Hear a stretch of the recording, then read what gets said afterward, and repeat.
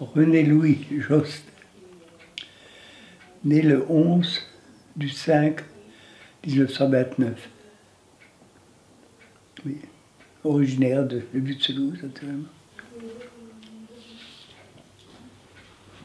Mon père travaillait à l'usine, ma mère à la maison. Elle était ancienne cuisinière. Elle était ici chez un docteur en 1900. Il a connu mon père là, chez le docteur. Mon père était cocher à l'époque.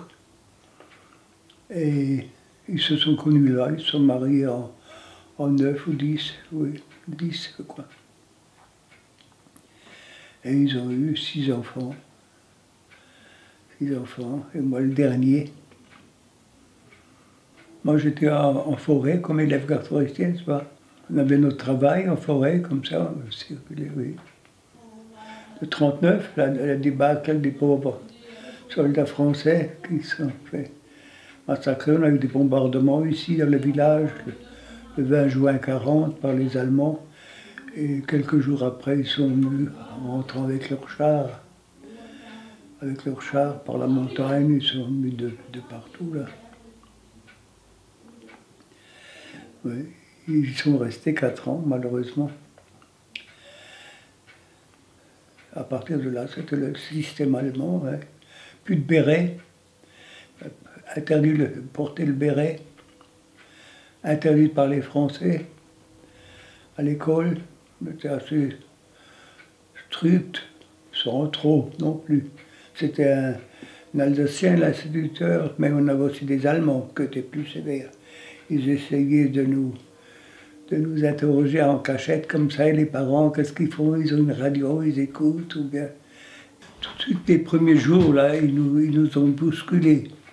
Je vois encore mon père, qui était énorme, costaud.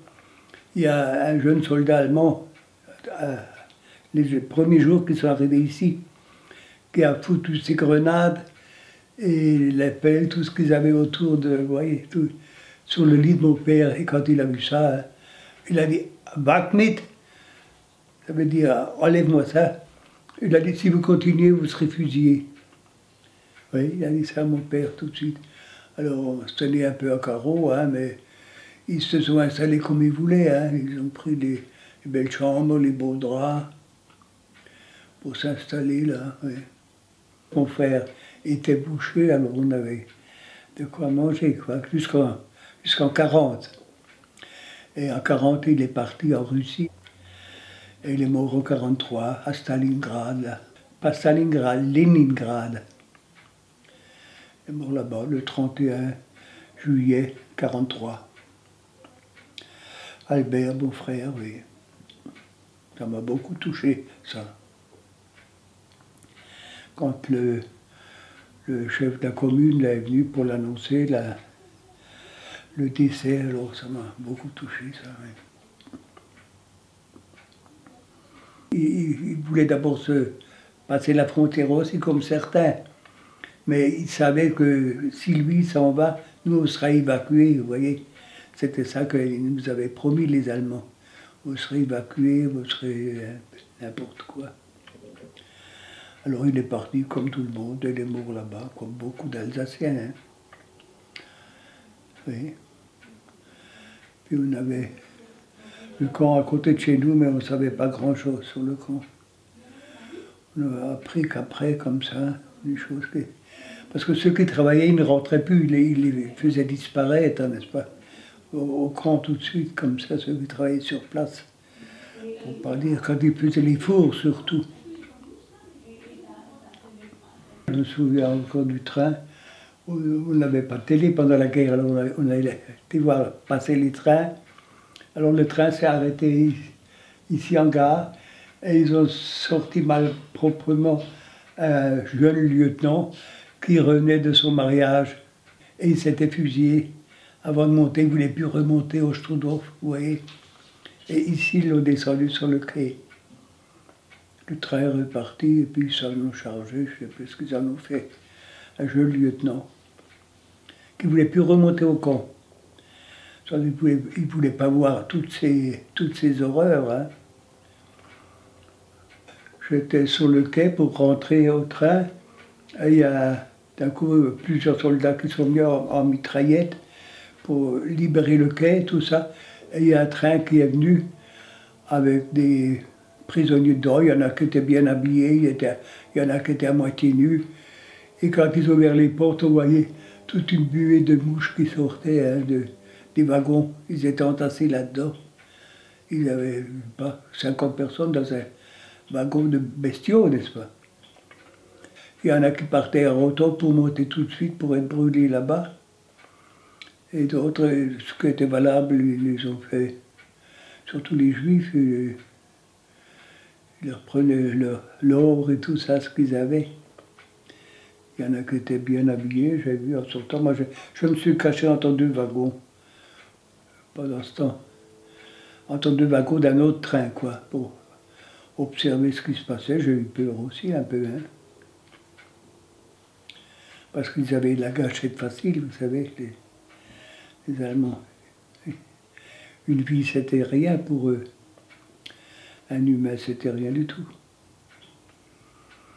Oui. Le bombardement de 40, ça je me souviens, oui. Ici, rue de Toulouse, quelques morts. Surtout dans un train, là, entre Toulouse et Viche, là, il y a eu plusieurs morts quand ils ont bombardé. 9 maisons qui ont été touchées par des bombes.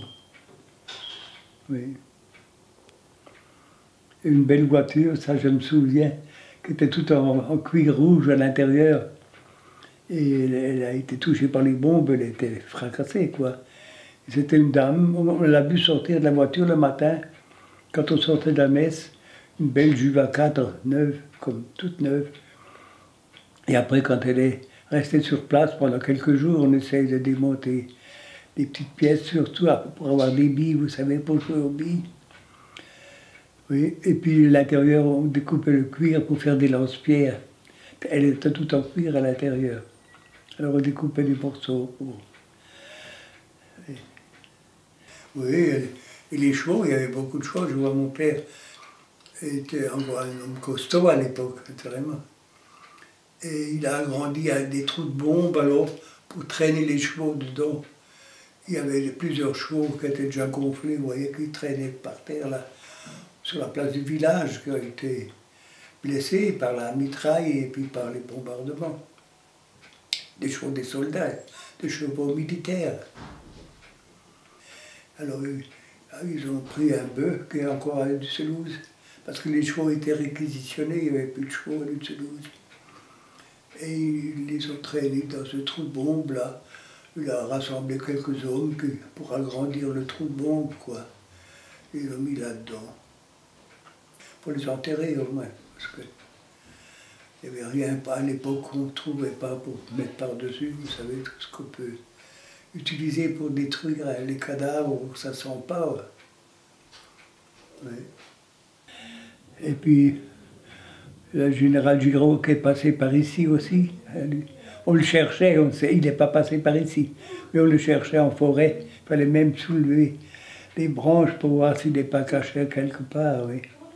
Et pendant ce temps, il est passé par la Suisse, n'est-ce pas? Oui. Le curé a été fusillé.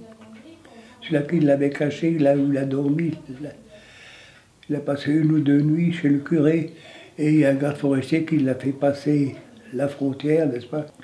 Il est passé en Suisse et après en Algérie, et puis, oui, avec De Gaulle. Oui. Ben, des gars d'ici qui ont été fusillés, qui étaient cachés en forêt, qui ne voulaient pas être incorporés, ils étaient cachés en forêt, là. Ils avaient creusé sous les roches un souterrain, ils campaient là-dedans. Mais seulement, c'était dommage. Ils venaient trop souvent au village, alors on voyait les traces dans la neige, c'était l'hiver. Hein. Et celui qui avait la chasse, là, il les a dénoncés, malheureusement.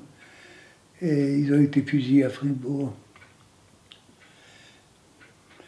Le garçon d'ici qui sont partis, ils ont aussi passé la frontière, ils les ont chopés au col de Fréconrue, là au-dessus de Schirmeck, vous voyez.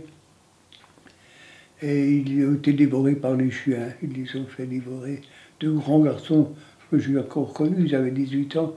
Sauva, c'était deux, ils s'appelaient Sauva, deux Polonais, deux frères polonais, qui voulaient s'échapper, ils ont été pris, et avec les chiens, ils les ont...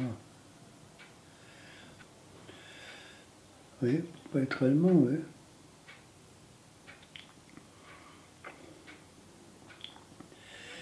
Puis celui qui s'est évadé du Strudhof, il y a un Alsacien qui s'est évadé avec la voiture du commandant. Hein. Il avait tout bien préparé. Et quand le commandant avait sa voiture devant, il avait préparé les habits, comme il repassait, il préparait les habits. Ils ont ouvert la barrière et il est parti. Il a été rattrapé dans les Vosges. Mais il est revenu après la guerre. Il est revenu sain et sauf. Il était originaire de Grèce-Villers, je ne sais plus son nom. Oui. J'étais sur place alors pendant la guerre jusqu'en 1944 à la Libération. Quand les Américains sont venus, c'était le 23 novembre 1944. Oui, l'arrivée des Américains. J'étais place de la mairie, près des chars. On voulait se mettre assis dessus, c'était sympa les soldats.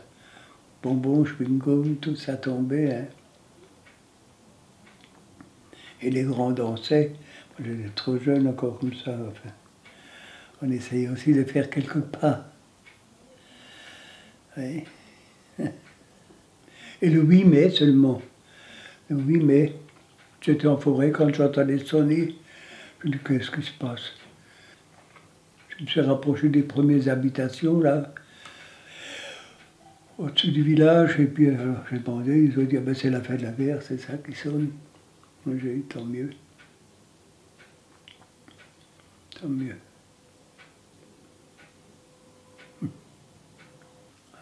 Et alors j'étais chauffeur du général de Linares et Zeller, qui était gouverneur à Metz.